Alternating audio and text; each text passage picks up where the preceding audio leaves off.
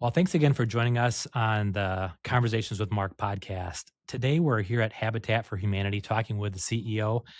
Tell me about what it means to be the CEO of Habitat for Kent County Mm. and how you really change people's lives. Well, first of all, we know it's a blessing to do mission work, but we really sit in a space here at Habitat of being innovative partners and collaborators. So I think my role is to say, how can I break down barriers so this team can think different, vision different, and focus different? Earlier today, we had a chance to tour a construction site to see a house that was under construction, but also to see a house that was completed. Mm. I think a lot of people would be astounded how beautiful that house turned out. 3 bedrooms, a beautiful kitchen. You're in a location that's really desirable. It's close to literally everything, bike trails, hiking, you name it, right by downtown in the Yeah. amphitheater. But I think one of the mysteries that people have is how do you go about buying a house? What is it like to acquire a Habitat house? I think a lot of times I would think about like, are you going to just like go on Realtor? Are you looking Mhm. at for sale by .com or like I don't know. There's just a mystery Yeah. behind the whole thing. Like, what is it Yeah. like to buy a house at Habitat, and how do people get involved with? Yeah.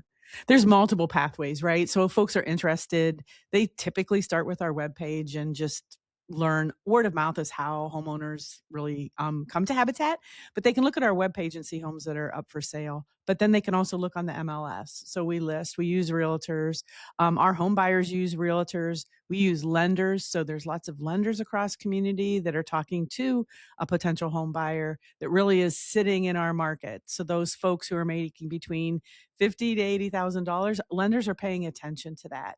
Realtors are paying attention to that and really directing them to Habitat to begin that process. So somebody could go to their credit union or bank and say, I want to get pre-qualified for a house. And they might say, well, based on your criteria and what you're looking for, you might want to consider Habitat. Yes, exactly. That's And, amazing. and the alternative happens, right? Like Yeah. folks come to us and say, "I'm interested in housing. How do I get started?" And so it's just building those relationships between realtors and lenders.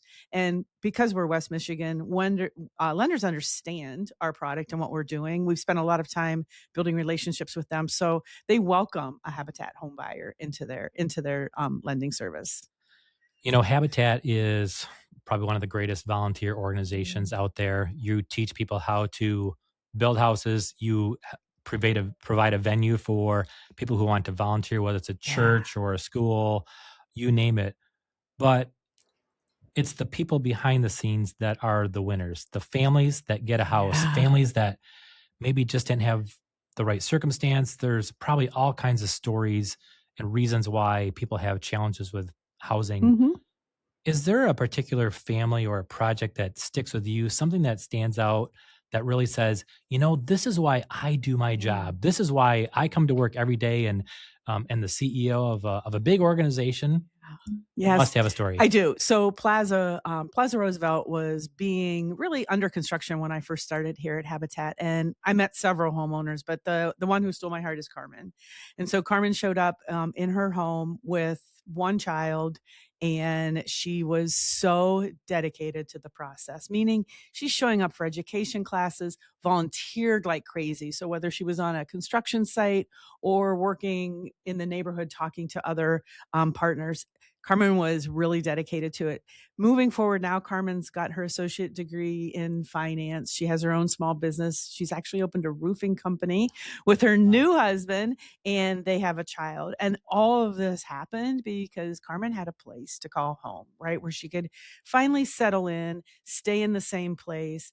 Her mortgage payment is consistent.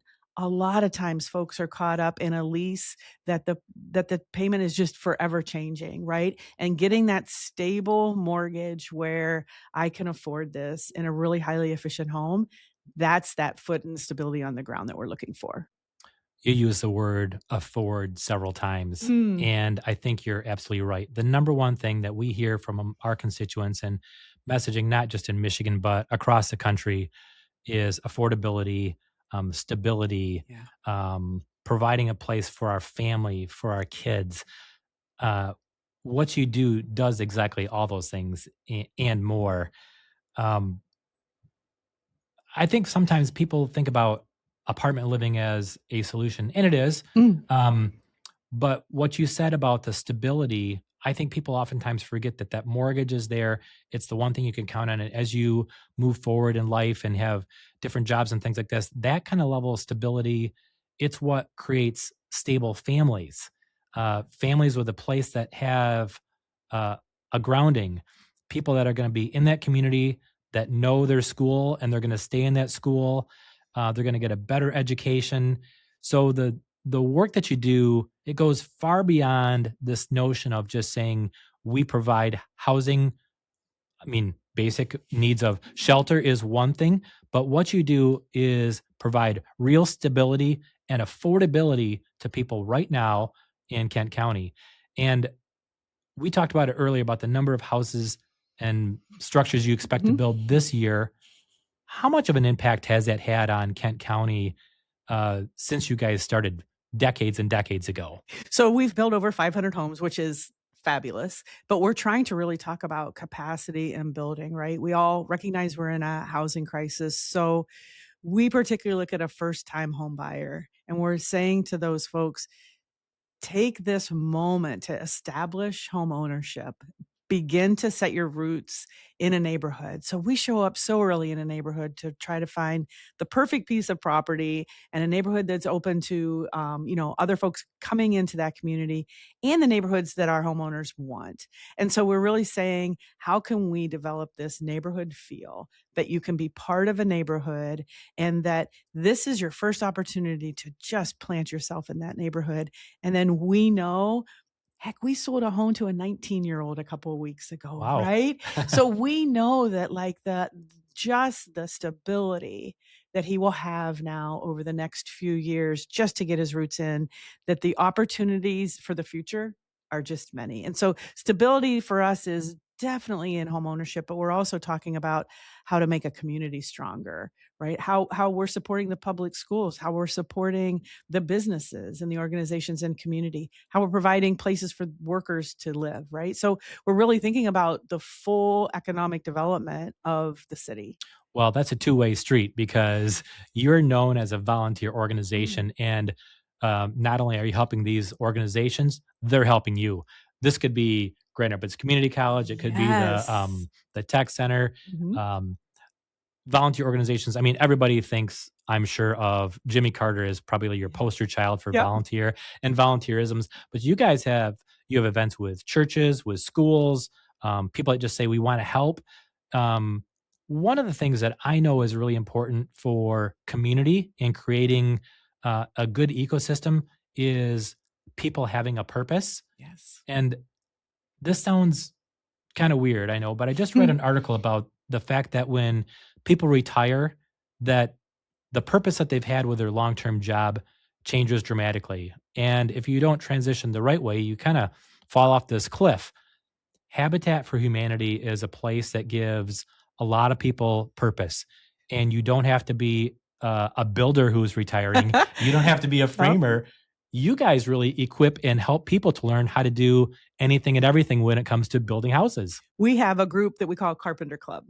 And these are men and women who have maybe been a business person or a CEO of a company or a plant manager in manufacturing who are showing up day in and day out to really help guide volunteers. So we spend time teaching them some of the simple things that we want them to help with volunteers, but they're coming out for a purpose. And so we're next week hosting them for breakfast. And it's so fun for us as staff to hear their stories and the connection that they have and watching these folks who came in as individuals become a group that we're calling the Carpenter Club, but they're calling each other friends. And so it's really fun to watch people. That purpose behind really working for a home buyer is one thing, but it's also writing your name on that rafter and saying, I had a part in building this home. Yeah. It's all the feels. It's got to It's all be the feels. gratifying, encouraging, Yes. motivating, Yes. community oriented. It's kind of everything. Yeah.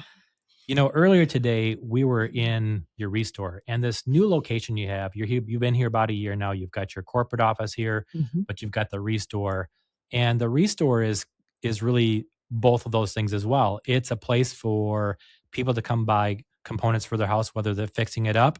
You need an oddball part that you can't find at the hardware store or Lowe's or Mhm. something like that.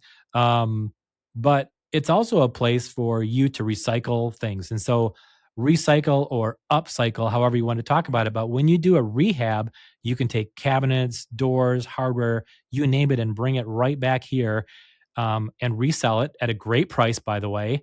And also, you're going to make a margin on that, and that creates enough money. You told me to build another house for somebody else. That is really, Yeah. it's really taking this full cycle recycling Yeah. community all packaged together in one. It's a pretty cool deal. We're all about sustainability. That is like the benchmark of Habitat. I think it's fascinating to think how you can save product out of a landfill and still build houses that are all LEED and electric. Like, we really focused on the environment. And one of the biggest pieces that Restore serves is that. So before you take it to the dump or before you do whatever you might do with it, think about, can it be refurbished? Can it be used in someone else's home? So a lot of folks who have a cottage up north can use some of our products here. A lot of folks who do contracting or rentals or leases, right? They just have a place to come. Or a homeowner is just looking for something a little bit different. This is the place to come to really pick up that product. Well, I'll go back to the earlier comment that the economy is the number one thing people talk about. And what you're doing here is providing actually affordability. Yep. You're providing a lower cost. You're helping people build their community within their house, taking home ownership and responsibility to it. It's kind of like everything all rolled back into it again. There's just a focus on making sure that we're taking care of community. So if it's a housing product, we want to help be responsible. And so when you're walking through the Restore, you'll notice that we have all kinds of appliances and things like that that have come in. We're making sure they're working, but also just knowing that, hey, if that washer goes down, sometimes we don't have the funds to do that Right. immediately. And we know that we can come here and we can help. You can come here and we can help you out. So I think there's just a space of looking at home ownership differently. And that's the space of really looking at the entire home buyer, right? We're not looking at a particular person here Yeah. at the Restore. We're looking at anybody who wants to come in, DIY it, whatever it is. We're Yeah. really looking at that person.